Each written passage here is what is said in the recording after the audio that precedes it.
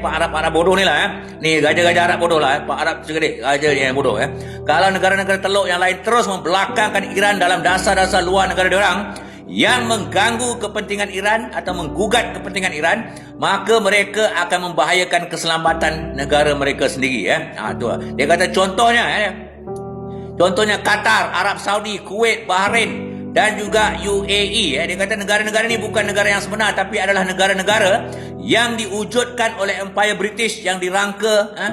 untuk menjaga kepentingan British dan kemudian kepentingan Amerika, terutama sekali kepentingan bekalan minyak dan gas kepada Amerika, Britain dan juga Eropah. Mana negara-negara ni raja-raja ni British yang lantik lah dia bukan program ni Jadi ini juga bermakna, dia kata negara-negara macam Qatar, Arab Saudi, Kuwait, Bahrain dan UAE celaka ni akan membahayakan keselamatan dan kedaulatan negara masing-masing sekiranya diorang ni mengambil keputusan untuk menjalin hubungan diplomatik dengan Israel dan juga terus menjalin hubungan rapat dengan Amerika. Jadi Iran bukan saja mampu menyerang dan memusnahkan ekonomi negara-negara ni, malah mampu membiayai penentangan rakyat negara-negara ni untuk menggulingkan raja masing-masing yang tak berguna satu sen tu pun. Jadi raja-raja Arab yang kebanyakannya tolol ni dan pentingkan kekayaan saja ni kena buat keputusan sekarang lah sama ada diorang terus nak mengharapkan negara-negara barat atau nak bekerjasama dengan jiran diorang yang kuat iaitu Iran. Diorang kena buat keputusan lah sudah-sudahlah menetek dengan Amerika terutama sekali Kuwait, Bahrain, UAE dengan Arab Saudi ni Jadi dia kata terpulanglah kepada raja-raja Arab ni sama ada nak terus wujud kalau tidak kau lingkup atau nak bekerja sama dengan Iran sebab Iran ni matlamat dia nak lingkup dengan Israel dan memerdekakan Palestin dia kena bagi kerjasama kat Iran pasal tu kerjasama Iran sebab dah terbukti jelas Amerika tak mampu nak menyusukan dia orang lagi ya habibi nombor susu lah Jadi bukan saja rakyat negara-negara Arab ni tak mau kehadiran Amerika di negara dia orang, malah rakyat Jepun dan Korea Selatan pun dah lantang bersuara siap buat demonstrasi lagi untuk menghalau tentera Amerika daripada negara masing-masing. Malah dah disebut oleh beberapa orang ahli parlimen di Korea Selatan dan juga Jepun dia tak nak lagi kehadiran tentera Amerika kat situ Jadi bukan boleh harap pun duduk kat situ sebab baru-baru ni demi nak menjaga keselamatan Israel daripada serangan Iran, Amerika sanggup baraikan sistem peluru berpandu THAAD dekat Korea Selatan dengan Jepun untuk dibawa dan dipasang dekat Israel Sebab yang ada kat Israel dan negara-negara Arab tu Amerika punya dah dimusnahkan oleh Iran kebanyakannya Jadi kalau saya jadi rakyat Jepun aku suruh Amerika ni bergambus Tapi saya nak buat kajian kenapa Jepun ni masih lagi tunduk dengan Amerika Baru-baru ni hari kemerdekaan Amerika ni Perdana Menteri Jepun Takaichi siap buat ucapan bagus lah apa semua Padahal negara kau dibom 2 bom nuklear lah Amerika ni. Kalau aku hal lah sama kau Dan kepada yang baru masuk live saya malam ni, Assalamualaikum dan salam sejahtera. Alhamdulillah kita telah dipanjangkan usia sehari lagi yang dah masuk 23 hari bulan Muharram tahun 1448 Hijrah untuk bersama-sama menyaksikan detik-detik keruntuhan Empire Amerika, kerajaan penyembah setan ni Alhamdulillah syukur kita juga dapat bersama-sama lagi menyaksikan detik-detik bersejarah kehancuran negara haram Israel dan juga detik-detik kemerdekaan rakyat Palestin yang kita dah tunggu berpuluh-puluh tahun dah insya-Allah. Jadi marilah kita bersama-sama teruskan doa kita agar harapan kita ni menjadi kenyataan semasa hayat kita semua supaya kita boleh raikan bersama Amin ya rabbal alamin. Dia pun dah budak-budak usia lepas betul. Terima kasih. InsyaAllah akan hancur Pertama kali saya nak minta maaf sebab tak dapat bersiaran semalam. Saya plan nak bersiaran dah buat nota semua, tapi nota tu tak boleh pakai sebab lepas tu Iran dah serang Amerika dah serang Iran serang balik nak minta maaf tak dapat bersiaran semalam sebab ada satu lagi kawan rapat saya yang telah kembali ke rahmatullah semalam akibat serangan jantung minggu lepas seorang kawan sekolah dia kena serangan jantung masa dia bangun nak tunaikan solat tahajud pukul 4 pagi. Kemudian pukul 4.30 anak dia jumpa dia dah tak menyambut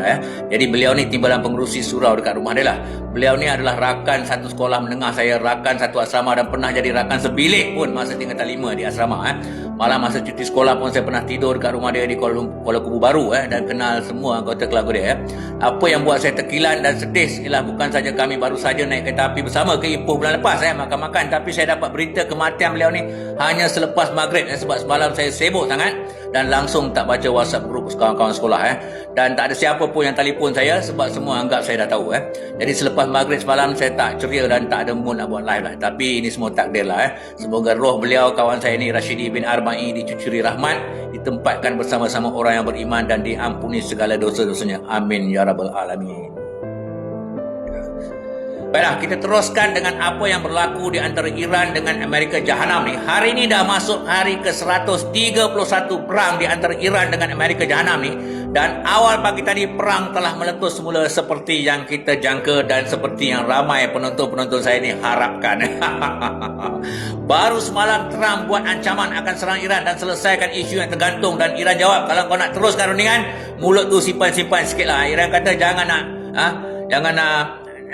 try lah serang aku semasa upacara perkebumian pemimpin tertinggi dia orang sedang berlangsung. Tup-tup pagi tadi si Donald Dungu ni telah membuktikan kebodohan dia, kedunguan dia sekali lagi. Ramai para pemerhati geopolitik kata serangan yang dibuat oleh Amerika pagi tadi tu memang satu benda yang bodoh sebab Iran akan belasah dia cukup-cukup kali ni sekali lagi dia buat benda bodoh dengan membuat serangan udara ke atas selatan Iran dan dilaporkan telah menyasarkan 80 buah lokasi di selatan Iran. Dia kata lokasi tentera dia bagi alasan Trump si Donald Dungu ni bagi alasan yang serangan tu dibuat sebab Iran dah serang 3 buah kapal minyak dan gas daripada Arab Saudi dan juga Qatar. Iran kata bukan dia yang serang kapal-kapal tu jadi saya suspek ini kerja Israel bukan Israel yang serang kapal-kapal tu sebab nak seret Amerika supaya tu berperang dan serang Iran dan menggagalkan MOU yang baru saja ditandatangani 3 minggu lepas. Tapi saya tahu tuan-tuan dan puan semua dia rasa hampir 100% penonton saya ni semua tahu MOU ni akan gagal, dia akan perang balik Tapi saya pun rasa akan gagal, tapi saya tak sangka cepat sangat gagal dia tempoh tu 60 hari Dan Trump kata dia tarik balik pemalsuan sekatan jualan minyak ke atas Iran. Nak tarik balik kau nak buat apa kau punya kapal-kapal tak ada, Iran dah jual banyak lah Jadi si Donald Dungu tu buat kenyataan di persidangan NATO di Ankara, Turki, yang dia dah tak berminat dah nak teruskan MOU dengan Iran dan anggap perjanjian dan rundingan dengan Iran adalah usaha yang buang masa sahaja. Kalau tuan-tuan dan puan free tengok video dia masa dekat persidangan NATO tu dia macam orang nyanyuk dah, jalan pun tak betul disilap jalan dan semua cakap merapu dia dah kusut sangatlah fikiran itu dia tak nak perang tapi Israel duk tekan dia perang tapi saya rasa Iran ni pun tak boleh pakai lepas ni Iran serang balik, lepas tu lagi seminggu dia minta berdamai lagi sekali. Tengok nanti dia akan minta sebab apa harga minyak naik $120 $120 setahun, dia akan minta berdamai, tak boleh cakap. Sebenarnya Iran pun memang awal-awal lagi tahulah yang Amerika ni bukannya serius sangat pasal MOU tu sebab tu Trump main sign buta je MOU tu sebab dia nak beli masa nak stabilkan harga pasaran minyak dan juga harga pasaran saham dekat negara dia. Sekejap minum. Sakit dekat. Keren dekat. Malah menurut Profesor Syed Muhammad Marandi sendiri Iran daripada mula pun memang tak harap satu sen pun yang Amerika ni akan mengotakkan janji yang dia sign tu MOU yang dia sign tu, dan rakyat Iran rata-rata menganggap yang tanda tangan Trump tu satu sen pun tak boleh pakai memang tak boleh pakai lah dia sign agreement dia langgar, dia sign MOU ni dia langgar dan atas sebab itulah walaupun Iran sign MOU tu, tapi daripada tarikh sign MOU tu Iran bukan buat persediaan untuk berdamai tapi mempertingkatkan lagi persediaan untuk berperang lama